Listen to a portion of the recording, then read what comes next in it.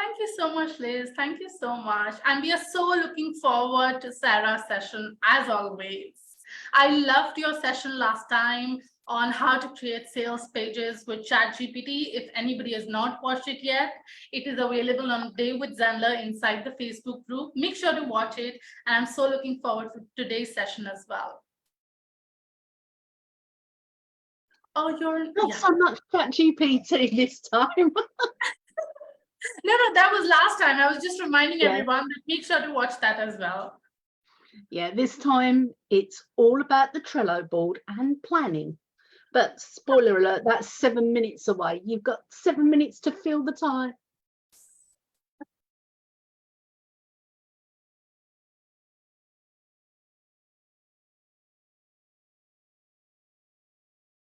Liz, why don't you share that? How do you go about, making a connection with people on social media? I see that you're posting a lot of beautiful little posts, saying that keep calm and all sorts of things. So how do you go about making a connection on social media? Yeah, well, I love your top tip that you'd mentioned before, about at the end of your day, look back over your day and pick out those lessons, those learnings, those little things, like those little realizations, those little aha moments that you have. Because like you said, we're living what we do. So if we love what we're doing, and hopefully you do, and if you don't, start doing something you love, then it becomes easy. So I do lots of different things. So little tiny quotes, little stories, lots of stories. I love talking. So storytelling is fun, and it can be long or it can be super short. And then, little freebies, so like the lead magnets, and you took us through them so beautifully. So for me, I've got like little free meditations, self-care guide, anything that works with what you're doing. So just giving out these little freebies really supports people.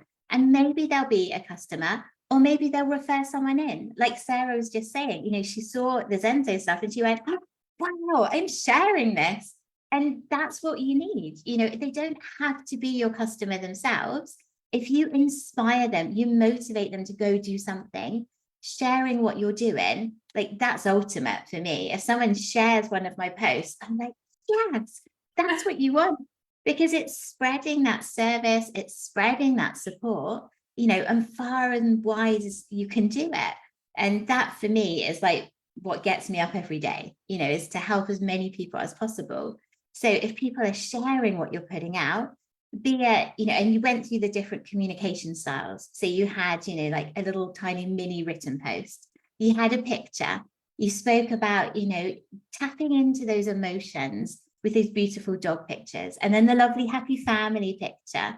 So just getting in and building those relationships, sound, pictures, text, video, whatever it is. Oh, cute. Just get as much of a connection with people as possible, but make it easy.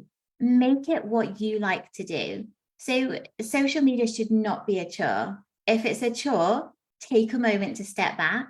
Think about what you love. Think about what you love to share. Think about what you love to read. So if I'm looking in my emails and things, the things that catch my attention, I'm like, hey, why has that caught my attention? And then I'll go back and I'll unravel it and I go, right, okay, so that's me, my, potential customers, audience, they're going to be probably a bit like me, because that's how we work. We bundle in together with people that we connect with people we resonate and relate with. So just kind of keep doing what you're doing and pay attention to what catches your attention, and then have a go at that yourself, but always in your style. So make it your voice. You don't need to copy what someone else has done, like word for word. You can, if that's how you want to do it to get started, but do it as you, because then the connections you're making are real. They're connections to you, and they're going to be the ones that convert, that refer, and just, help you build up that beautiful connection. Hope that helps. Yes, absolutely. And I loved, when you say that they're more like you, is because I've been hearing this quote very often, and now it has become the quote that I use very often, is your mess becomes your message. So actually what you've gone through, the problems that you have seen and how difficult it becomes for you actually becomes your message back then. Like I was sharing about that whole dog trainer thing. So a dog trainer will only be able to help your dog be trained when they've trained their dog, when they've had that success back home. So let's say if I'm teaching about social media here and talking to people, I can only do that when I've gone to my social media and put some post out there. If I've put post where I say that, 1, 2, 3, 4, 5, 6, and no engagement, but I've put a post with the emotion, with the connection, with the story, and I received engagement. So we keep talking about walk the talk in all the Zen Zones Day with Zenler sessions. So I think that's what it is, that until you've done it, you would not be able to do it for someone else. And that plays the whole picture of making a connection with the audience. They're only going to connect to you, relate to you, and trust you as a service provider, as a coach, as a mentor. Whatever you're offering them is because they know that you've done it. You've been there, you've been in their shoe, and now you're a step ahead and you can pull them up. That's, I think, one thing. So yes, of course, that beautifully connects with everyone out here, I think. Yeah, I love that. Walk the talk. And, you know, I had that vision, of you walking up the mountain and you're kind of pulling that person back up. Yeah, absolutely. And we do, like, we all walk the walk. We all talk the talk. Yes. What we share with you is what we're all doing ourselves. So it does work. Just keep going. Yes, absolutely. And I think the best example of that is that whatever Zenler produces within the platform and then says that, it is doable. It doesn't go like 100 integrations into the platform and then say, oh, you can do it inside Zenler. So we proudly say that if you are producing a summit or if you're producing a challenge, it is with Zenler, for Zenler, and within Zenler. And that's how we, follow the challenge, follow the motto of walk the talk. Yes. It's been a beautiful start, I think. Yes, love it, love it. Yes. Yeah, it's going to be hard to top this. It's been such a great start. It's I just love it when you jump straight in. Sometimes you go on training sessions and they're like 45 minutes of how are you? And yeah, that's nice. Do that on your own time. Don't do that on my time. And here we are, Day with Zenler, and we just jump straight in and really respect your time and give you so much value. So as you can see by the incessant non-stop yap, it's 10 o'clock. It's time for Sarah, Queen of the Partners, to show you how to make your course outlining really easy. And to show how easy it is, I've got a 1,000-step Trello board that will show you. Yeah, everybody's eyes have gone ping.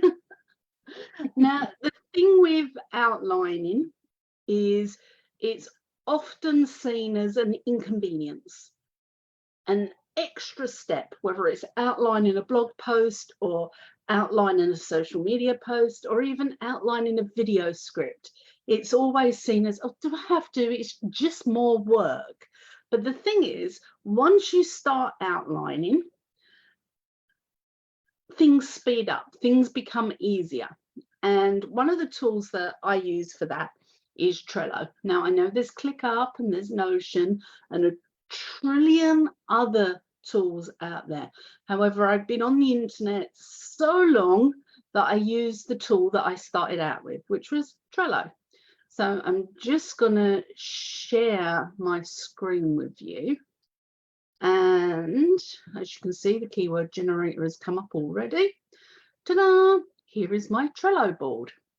Now, as you can see, there are lots in my Trello board, but where I usually start is here on course topic and then move through to the module 4. Sometimes I'll touch on the resources, sometimes I won't. So the most important parts of this are right at the beginning. And when it comes to then loading and marketing and selling the course, that's when all of these parts come into action. And I actually need to add here a link to the Zen Zone so that people know that that's a good place to get lead magnet email follow-ups. So whenever you find a good resource, popping it into your Trello board or ClickUp or Notion or whatever you use is a great thing to do, because everybody sees something and thinks, oh, that's really useful. Oh, I could do with that for XYZ. However, they then lose it, or they save it to a bookmark and then have to remember where that bookmark is. And I find if you have a Trello board set up for your planning of outlining your courses, and you pop in things that are related to that, you never lose them. You always know where they are, and you actually use the resources and get better results. So another quick tip there. So when it comes to outlining your course, you might think this is an unnecessary extra step, as I mentioned. And I totally understand that, because when I started out, I felt it was an unnecessary extra step. I felt it was just too much. You know, you've only got a finite amount of time, and to add in outlining, it just too much. However, I quickly worked out that I'm going to have to adopt outlining if I ever wanted to get anything done, because it actually does save time, and it also produces far superior courses. So the first step in our outline is our course topic and identifying our area of expertise. Now, if we go with the dog training, we might think we're expert dog trainers. However, we probably actually specialize in a type of dog. It might be big dogs, it might be German Shepherds, it might be we specialize in little dogs. So we do actually have a specific area of expertise, and not just a dog training general area of expertise. So there's lots of aspects that come into considering the areas of expertise, and then how it applies to this particular course that you're doing. So if you're a dog trainer and you normally specialize in German Shepherds, but you've noticed in the park lots of poodles are biting, you decide that you're going to help poodles stop biting. So you take your general work experience, identify your strengths, and then look at what your interests are, as in you're interested in why these poodles are biting. Normally when dogs bite, there's a certain set of triggers that happen that lead them to the bite. They don't just randomly bite. So you're coming at this from a different angle to, I'm going to stop German Shepherds biting, because you know all of the triggers for German Shepherds. You could do this course in your sleep, but when you change it to poodles, you're coming at it with fresh eyes and a fresh look. So you will need to re-identify your skills, your interests, and what your strengths are. Then the one that I always add, but say don't take too seriously, is the get feedback.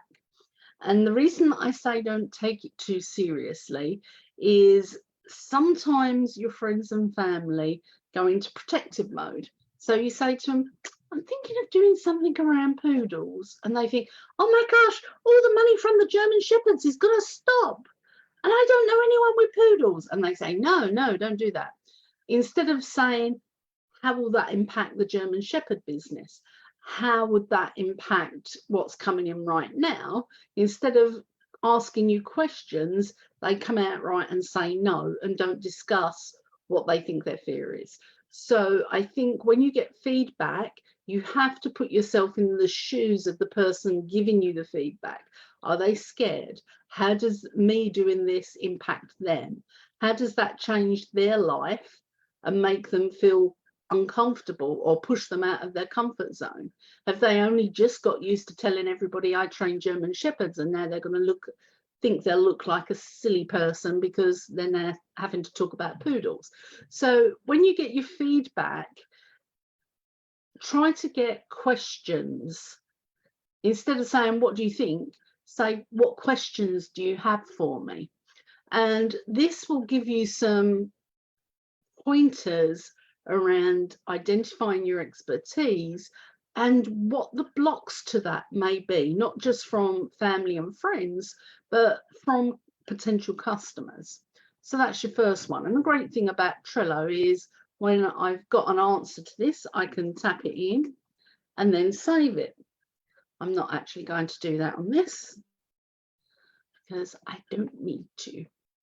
So that's our identifying area of expertise. Now, the next part is making sure there's a demand in the market for it. And you can see my favorite tool, the RF's keyword generator, right here. This tool will save you hours and hours and hours when it comes to outlining your courses. No more making courses that nobody wants. Okay, so let's look. What have I got in here? I've got websites. So I've got it on US. You can change that to any location. I'm going to leave it at US for now. And I'm going to ask it to find keywords. And look at that. So the keyword ideas for websites are here. Free movie websites, 97,000 searches. Just 1% of that would give us 10,000 searches? No, 1,000 searches. Maths is not my strong point. Sugar daddy website. Sugar daddy website. Oh my gosh, what do people look for? Drawing websites, useless websites, porn websites, anime websites, wedding websites, free anime websites, game websites. Oh, the type of website that I was looking for, websites, 21,000 searches, and it's really hard. Now, this number here and the color indicates how hard it will be to get on the front page of Google. So drawing websites, really hard. Sugar daddy websites, not so much. Useless websites, quite easy. So you can get a lot of information. So if I was doing websites, then 21,000 searches a month is a good number. However, it's really hard to get found for. So how can I narrow this down? So I could start with WordPress. Oh, can't spell WordPress. Websites and see what comes up for that. There we have it. Oh, that's a lot easier. It was 98, but now I've got it down to 45. And the number of searches is no longer in the almost 100,000 mark, but it's down to 8.2 thousand searches a month. Then you can narrow it further. Best WordPress websites, WordPress website services, which is 90 searches a month. So you can see just by going through the keyword generator, it can tell you how much searches go on, how many people are looking for what you're doing. And this is important because there's no point in us doing just WordPress websites when people are also looking, as you can see, for Wix websites. WordPress websites was 8.2 thousand searches a month, and Wix websites are 19,000 a month. So if you're looking for a website designer, you're not going to just type in websites. You're going to type in Wix websites, WordPress websites.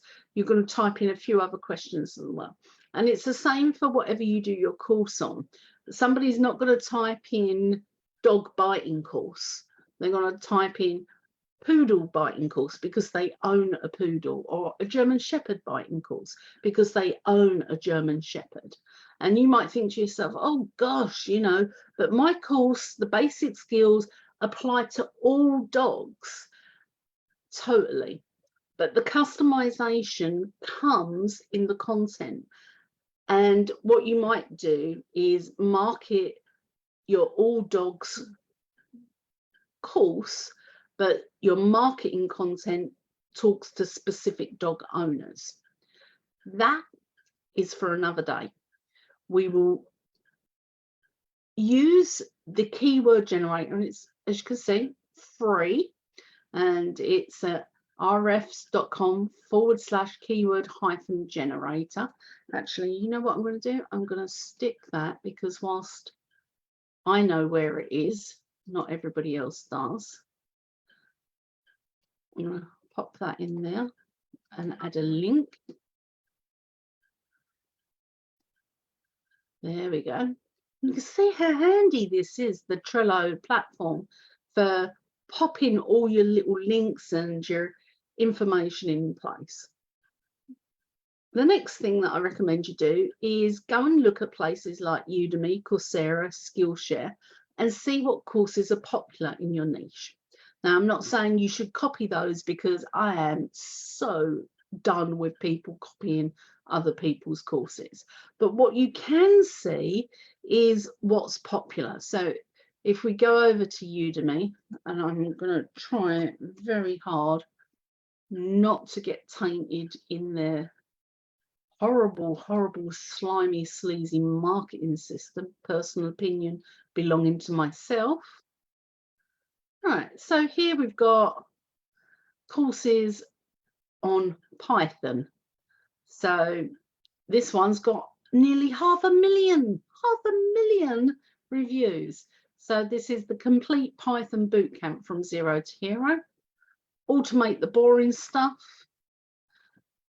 Machine learning A to Z, AI, Python and ChatGPT. 100 days of code, 192,000. Master programming and development, 13,000. So there's a lot of programs on here, and what I would do is have a look and see the most reviewed one, like this one, and have a look. You can see what you'll learn, what the course contains, coding exercise, certificate of completion, articles, and you can see what they've got. And it's quite comprehensive. In fact, if I was going to take a course, I'd probably take this one, but it's Udemy and I don't like that. So this is a good place to do your research and have a look, because this is going to give you what's popular. Right, so punishment-free dog training, simple solutions for dog behavior and training, become a dog trainer, serious dog trainer academy, puppy to dog training, become a dog trainer, science-based dog training with feeling. So how to train a puppy, 416 hours. I don't know who this Ian Dunbar is, but he seems to be dominating the Udemy platform. So I think his would be worth looking at. I also think he's worth typing into Google to see what comes up. Ah, he's a vet. And the Dunbar Academy, he's got his own one as well as Udemy. And he's got a Wikipedia entry and lots on YouTube. And even something called Dog Star Daily. Crumbs, he has a lot. So he's serious competition. If I was doing a dog training course, I would be looking to see what he's doing, and I would be looking to see who his audience is, and I would be looking to find out a heck of a lot more about this man and why people love him so much, because those elements are elements that I can learn and I can appeal to, or I can be the complete opposite. I can say, if you find Ian Dunbar gets on your nerves, you'll love me. So there are different angles to knowing your competition, looking what's popular, and seeing what they're doing. And again, when you've got all this information, and it doesn't take long, because let's face it, I've been at it 17 minutes and I've skimmed through the first part of the course topic in the market research, and we're now in analyze the competition. The reviews reviews are a gold mine of information for when you create your online course. Simply put, reviews tell you what people are missing in courses. It's great when you've got a slew of 5-star reviews, right? And they're saying, it's great, it's wonderful, blah, blah, blah, blah, blah. But the other reviews, the lower ones, tell you what's missing. 2 stars, no feeding schedule. 3 stars, no support, XYZ. Those kind of information tell you what people are looking for and missed. Not only were they missed, they were peeved enough to publish what they missed. So that is marketing research gold for you, because it gives you a snapshot into the mind of your audience. Then have a look at how your audience are promoting.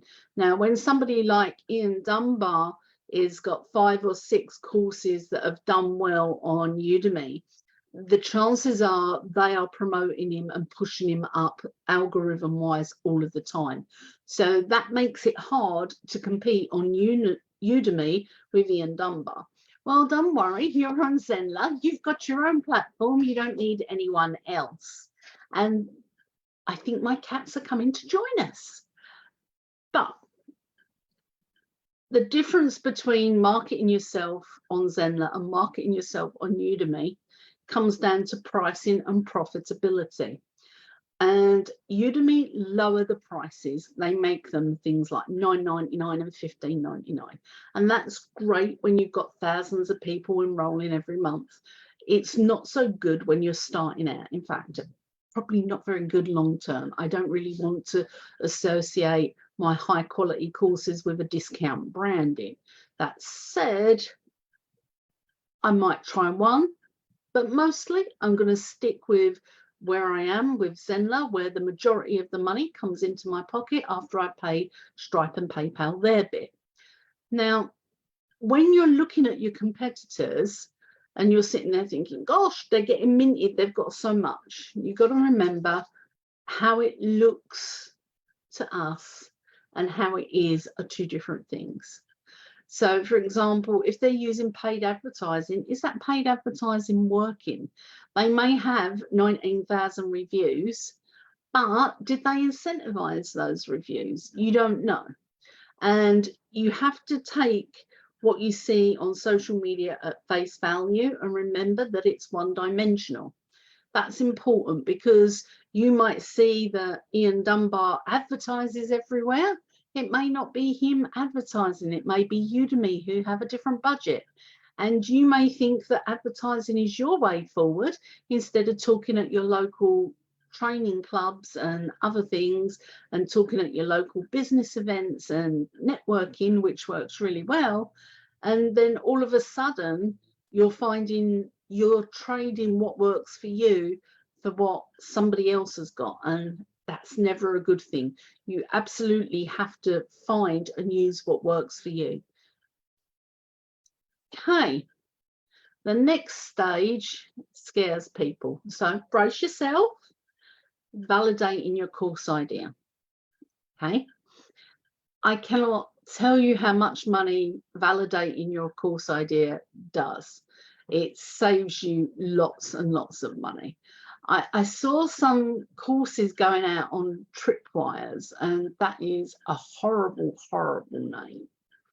And I surveyed a segment of my audience and said, oh, if I called these upgrades, would you like them? If I showed you how to make them and make them profitable, would you be interested? And 90% of them come back and said no. And that saved me hours of recording a course that would not sell to my existing audience. And that's good because, again, time, money saved, but it's not only just about my existing audience. So I do ask on social media, and sometimes I validate an idea on social media. For example, my Traffic Jam SEO course, I did an email course first off, and I sold it on social media for £10. and I had 15 people enter, and I knew the moment I'd sold 5, and I'd sold 5 very quickly, that people were interested in the traffic jam SEO topic. So when I'd sold 15, and again, this was just an email course, which is so easy to do in Zenler, I then thought, I need to expand this into something more. So validating your idea is really, really important. And sometimes it's not your email list that gives you the validation. Sometimes it's your followers on social media. Sometimes it's your LinkedIn connection. Sometimes it's somewhere else as well. I recently did some ChatGPT cheat sheets, and I'd been told that my audience wanted this. I'd done a survey, and there were 70% of responses were, yeah, we're interested in ChatGPT, and cheat sheets will make it easier for us. And I sold, I think, about 4. It was not worth my time. So sometimes the validation is people talking, as in, yeah, I'd like that, but not, yeah, I'd like that enough to pay for it. And you have to extrapolate this information from everybody. You have to get it out of them, because you can create something that doesn't sell. And that's fine, because you can use it as a bundle, or you can add it as a bonus to another course. It's not the end of the world if a course doesn't sell. However, it does get a bit disheartening if you put a lot of work into it and your audience validate the idea and then it doesn't sell. So be prepared. Just because you've validated your idea, the next phase in doing that is like what I did with the traffic jam SEO, and that's ask for the money. And if they say yes, say, okay, here's the link, pay for it. You will get an email about this tomorrow. And then you have the whole day to put those emails together. It actually took about 2 hours. And in hindsight, I should have got a VA to do it. But that's another lesson learned. Another fantastic way here is conducting interviews. Now, do be careful with your conducting interviews, because sometimes the people that you're conducting interviews with will start making buying noises, as in they're interested significantly and want to work with you on this. Now, if you've told somebody and said to them, can I just pick your brains around this, and there's no obligation, blah, blah, blah, and they're making buying signals, and you do a pitch, you're kind of going to get yourself in trouble at that point. After the interviews, if somebody's made a lot of buying noises, and sometimes this happens more than you think, and you know, it can be really hard to say, no, I've got this solution for you, and you can't really tell them, because that breaks your word. So what I tend to do is follow up, thank them, do a little video saying, thank you, really grateful for your feedback. You seem quite interested in this.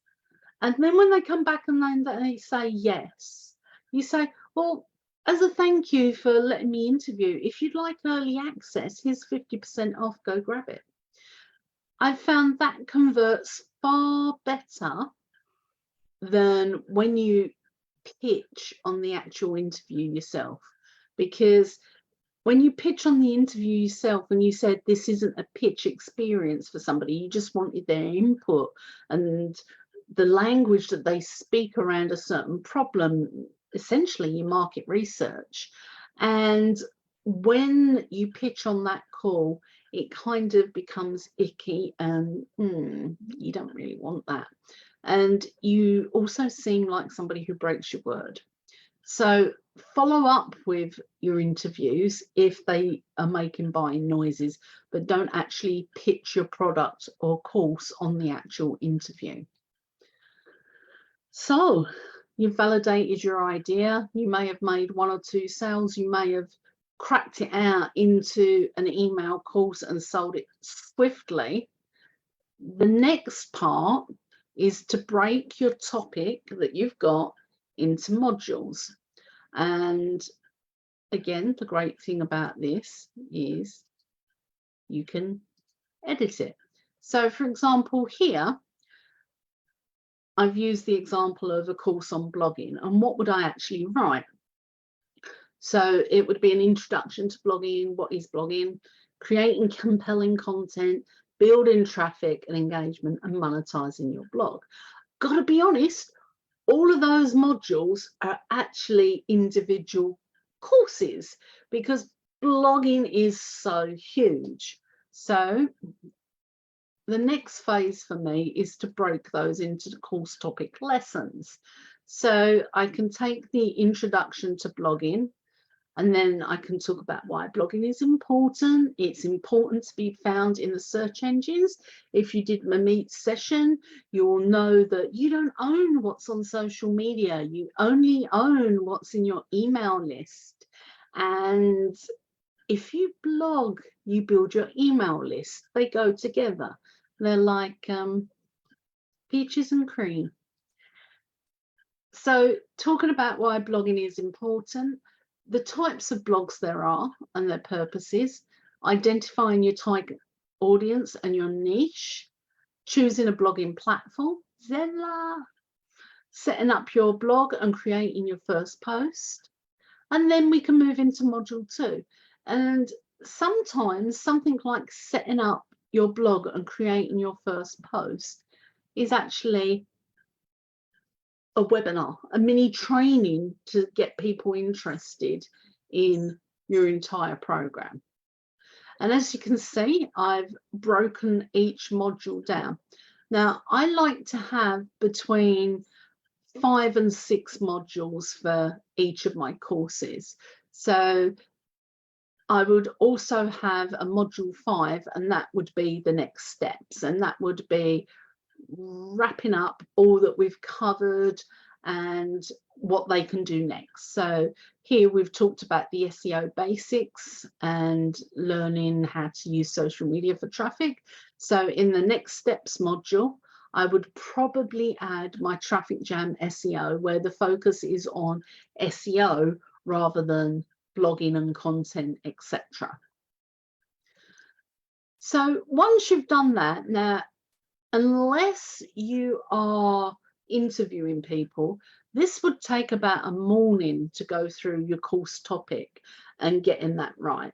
And then you can jump into who the ideal client is. Now, this overall part is something that's done last of all, because first of all, you want to look at their pain. All right, now, lots of people get uncomfortable with pain. However, pain is what makes people move. Right, you're not going to stand there with your feet on a fire getting toasted. You're going to move, you're going to get away, and you're going to want to understand what is making life uncomfortable for your ideal client. Now, it could be that they can't walk their poodle around the park because the park has children and the dog bites, and that makes it really difficult to go for a nice walk. You're left walking around the tower blocks, or walking along a lonely stretch of road, or walking through a field at night when you don't really feel safe, all because the dog bites and you can't walk through the park. So whilst walking through the park might not seem like a big deal to cat owners, to dog owners who've got a biting poodle, not being able to walk through the park is a big deal. So finding out what the pain points are. Now remember, not everybody who owns a dog is going to have that same pain point, but you're going to look for the commonalities and you're going to dig deep. And that's where the research into your ideal customer comes in, because the more you know about them, the better it will be. And again, the interviewing gives you so much information. If you can record these interviews, you'll find getting them transcribed and going through that information is incredible. I put together buyer personas for a customer a couple of years back, just before the pandemic actually. And she wanted to understand what women invested in when they reached the 6-figure income bracket and they were looking to invest and do more with their money. What did they invest in? Because she thought that it would be property. And as I started to interview the women and start talking to them, they were actually really interested in invested in stocks and shares and what stocks and shares could give them passive income. And we also had a few of them that were really in love with the idea of investing in art. So for my client, it was back to the drawing board, because she just assumed that when they got some money, they'd invest in property. But what they actually wanted to do was invest in the stock market and invest in art. So she was able to, from the interviews, understand their pain points. They didn't want to invest in property because they felt there was too much work, too much responsibility, and they liked the idea of investing in stock where somebody else done the work and somebody else did all the chasing, and for them it was essentially a passive investment. So that saved us a lot of time, but it also gave us a lot of their language that they spoke, and that's really important, because speaking the language of your client is really, really important. Now, I've said poodle several times, and what the dog trainers are probably saying is, oh, she means miniature poodles, or they may be called something else. So I'm not using the language of the ideal client here. I'm not even using the language that dog trainers use. I'm just using the language that, to me, being an outsider looking in, thinks is the right language. But that again makes me an outsider looking in, and that shows in my course content, and it shows in my sales pages, and it shows everywhere. So you do have to get the language that they use. Now, as somebody who blogs on a regular basis, you'll hear people saying, oh, I've just uploaded a blog. And what they actually mean is they've just uploaded a blog post, because they've uploaded an individual piece of content. But that's not how the audience talks. They don't say blog post. They say blog. I've just added a blog. I've just shared my blog. So linguistically, the language I use as a content marketing professional is different to the language that my audience uses. And I have to get the balance between using their language and not coming over as somebody who doesn't know what I'm talking about, but at the same time, not scolding them for using what's technically the wrong language. So linguistics is important. The words that your ideal customer uses and you use should be a very broad match. They should be able to skim your content and know that you know what you're talking about. If you don't, it becomes apparently obvious and a disconnect. Now, the last part, the feelings. Lots of people hate this, and they will do anything to skip this part of outlining the course. And it is simply, how does the client feel now? And how does the client feel after taking the course? So, snappy miniature poodle that bites all the kids in the park, how does the client feel now? They feel scared, they feel ashamed, they feel judged, they feel that the whole thing about buying a dog was wrong and they should never have done it, and they feel awful. They feel really scared that their little miniature poodle is gonna bite the finger of a toddler. So how will they feel after taking that course? Well, they can walk their poodle around the park with their head held high, knowing that it's going to be walking parallel to their calf, that it's not going to be running around barking at everybody, and it's certainly not going to be biting anybody. And you might even say, you know, it will feel great walking your poodle without a muzzle. And you would, in the how they feel afterwards, tap into the emotions, the relief, the joy. Excuse me, I'm talking so much, I'm lacking oxygen. All of these things really, really matter to the ideal client. And when you're talking about pain points, this is where those pain points come into play. It's how those pain points make people feel. And it's how your course will make people feel after they've taken it. So the course topic and ideal client avatar, you could probably get the ideal client avatar done. If you've already done a course, then the chances are you've got some of this aspect already in, and you can put something together for both of these in a morning at about an hour. So you're looking at about 4 hours worth of work. The next part is where we start outlining, because once we've got this information and we've got our course topic modules over here, the next part is our module, our intended learning outcome. Now, I've done courses where I've had no learning outcomes. Some people call them learning objectives. I like intended learning outcome because that helps remind the student that it is their responsibility to do the work. You know, we can make it easier for them with our course and with all the things that come with it, but we do need them to do the work.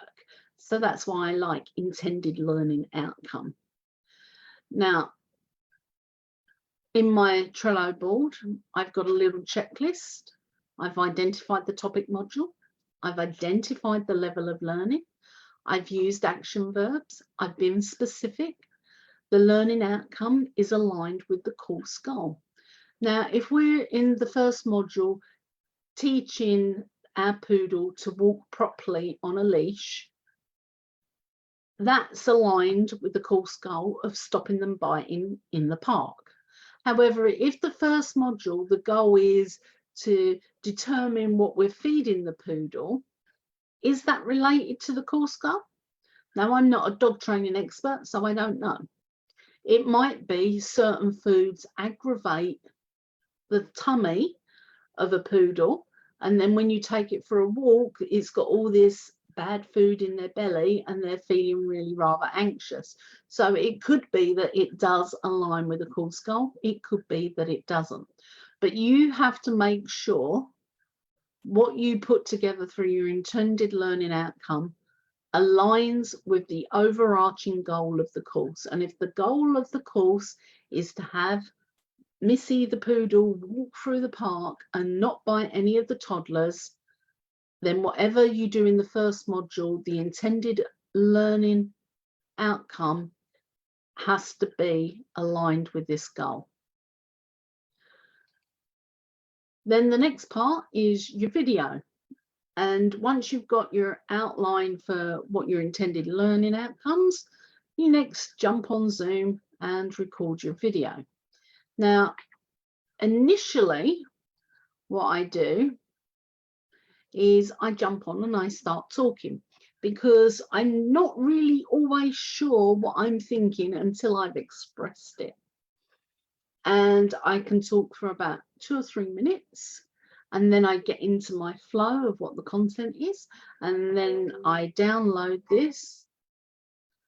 And what happens is I transcribe that video, and then I pull out the key points that I've spoke about when I'm in the flow, and then I go back and record the video again, focusing on the key points.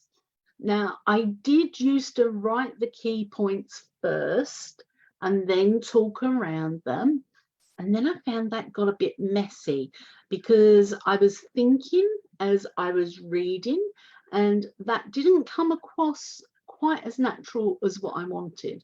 So I found that doing the video and going with the flow put me in a much stronger position for outlining the module content. And then once I've got the transcript and pulled it out, I can go back and do the talking again. Now, quite often I like to leave a gap between the two videos, the first video, which is the outline, and the second video, which is the general content. Now, the reason that I do this is because sometimes I think that I've said something on the second video, and actually I said that on the first. So it don't make sense. So I need to forget the first video and go from the prompts for my second video. And I find that works really, really well. Now, the checklist is really important, because the checklist, when you get the video content, it helps you identify the key points and takeaways. And then you can make a little list in a Word document, and you can do the bullet point with the ticks or the boxes that people tick, and you can put the key points there, and you can say to them, whilst you're watching this video, download the checklist and tick off each section as we've gone through it. So there, the person is actively listening to the video for the parts that are on the checklist and ticking them off. And I find that this works really well. I've done courses with checklists for people to tick off and without checklists. And guess what? The ones with the checklist always complete. They always do better.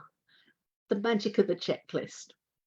Then we have the action plan. And again, if you've got the video content and you've got your checklist, and the checklist is saying, make sure you feed your dog at 6 p.m., you know, your action plan can be, ensure dog is fed at 6 p.m.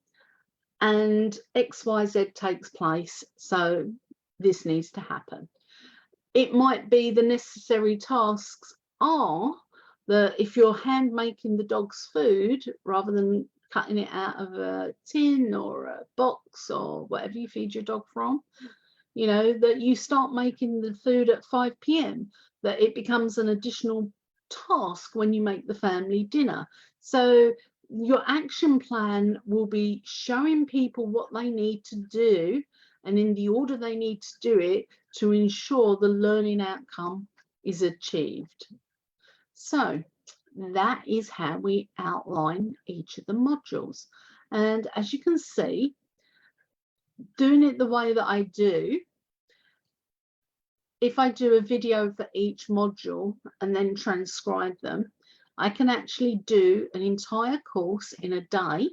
And then the next day, all I have to do is record the videos from the points and create the resources and upload it to Zenler. So I find from experience that doing the outlining speeds things up. And it also means that I'm really immersed in the content, and I'm really immersed in getting the outcomes and really immersed in understanding what the audience want to do. Now, I've got my board here, and if you want a copy of this board, please do tag me and I will share it with you. But please understand, this is my personal board. It's not a product of Zenler. This is mine, and you can have a copy, but what you can't do is sell this or give it away. This is mine, and I'm sharing nicely, so respect the rules. So I've also got a section on resources, bonuses, sales page. And the resources talk about things like engagement, what you need for templates and why templates are important, a resource list, a list of tools. Now, tools can be really, really good, particularly when you're doing something like the dog training. You know, you can say this type of leash is really important. This type of food bowl has an impact. It could be one of those food bowls that has a lump in the middle or bumps, so the animal can't rush the food. They have to eat slowly, and that means they don't get digestive problems. So having a list of tools and resources and templates makes things really, really easy. I've also found from my audience, planners, they love the planners. And I've also found spreadsheets to be quite good. I actually took a course on how to create spreadsheets. I've done the course and I've never created a spreadsheet since. Oh gosh, sorry about this. My WhatsApp is going off. They're all talking. They never want to talk when I'm quiet. So if you don't have an outlining template, tag me and I will send you a link and you can copy my board. To copy my board, all you have to do is go over to the 3 dots top right, click on this again, and where it says more, click on that, and then it says copy board. Now, sometimes you don't have this option to copy board, so you have to go up to here to your account and manage your account and profile and visibility, or settings. It might be settings, I can't remember. And you click one of them and it says show everything. And when you do that and come back here, you should see the copy board. Now, I can't actually show you that on my account because I've already done it and you can see everything in my account. So make a copy, and when you do that, I don't think I can make a copy. I can.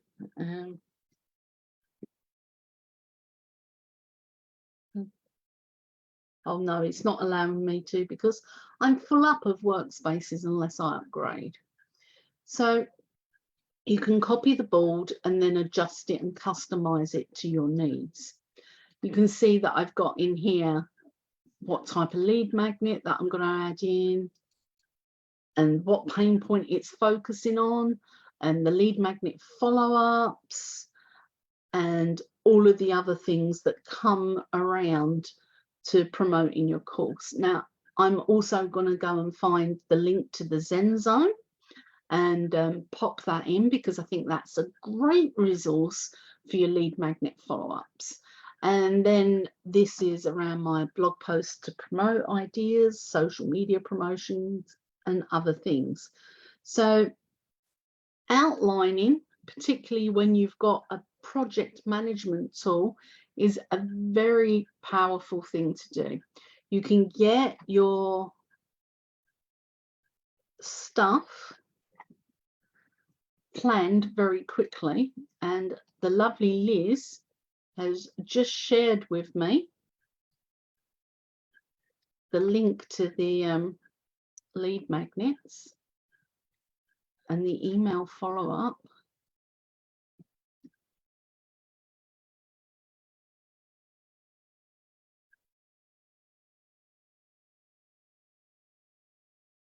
And there we go.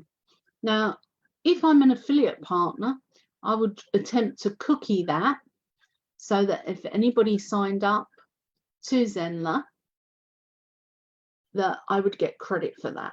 In fact, I would quite possibly tell people to sign up for Zenler first and then come in and join the Zen Zone to get the resources to make sure that I got my commissions. Okay, I can see our next lady's ready to come on, 11 o'clock. I'm going to check for some comments. Got the phone. Oh, you can't see that I've got the phone. And I can't see any comments, so that's okay. If you have any questions, please do tag me. And if you'd like a copy of my board, please do tag me. But remember that you need to copy the board and you can't give away the board. It's for your personal use. It's not something put together by Zenler. It's something that I use myself.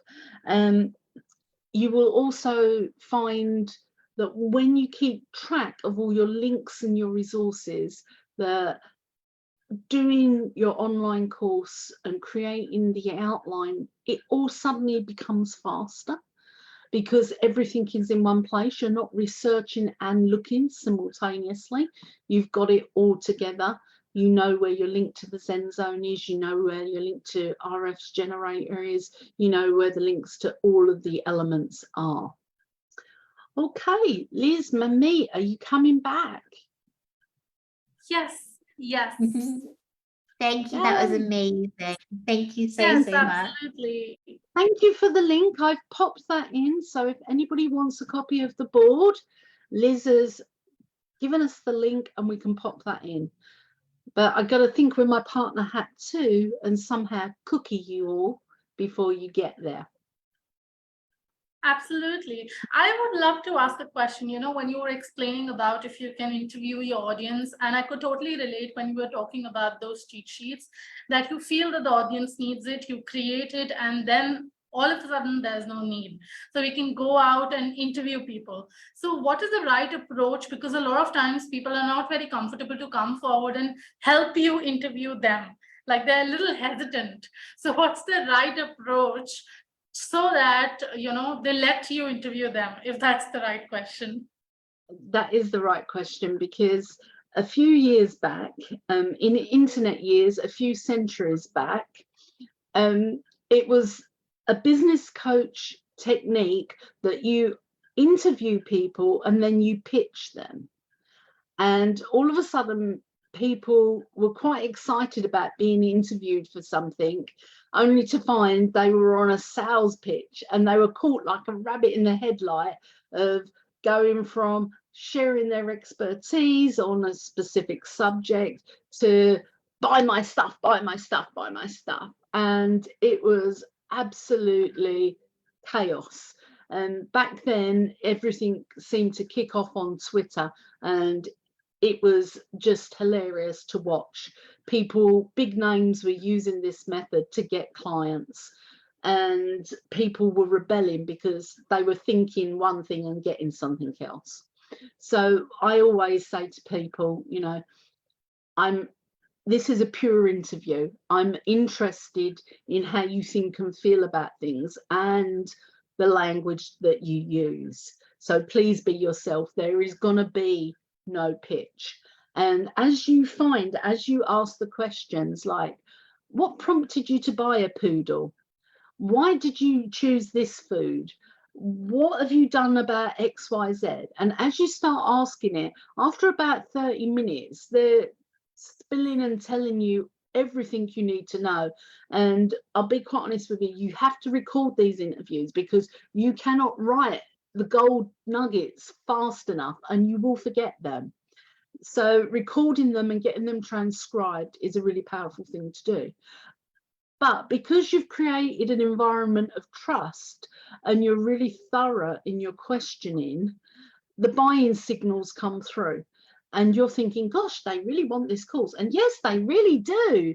But you can't do the bait and switch on them. You have to sit on your hands and then follow up with them and thank them for their time, so that you keep your word that there is no pitch on that. It is a pure interview.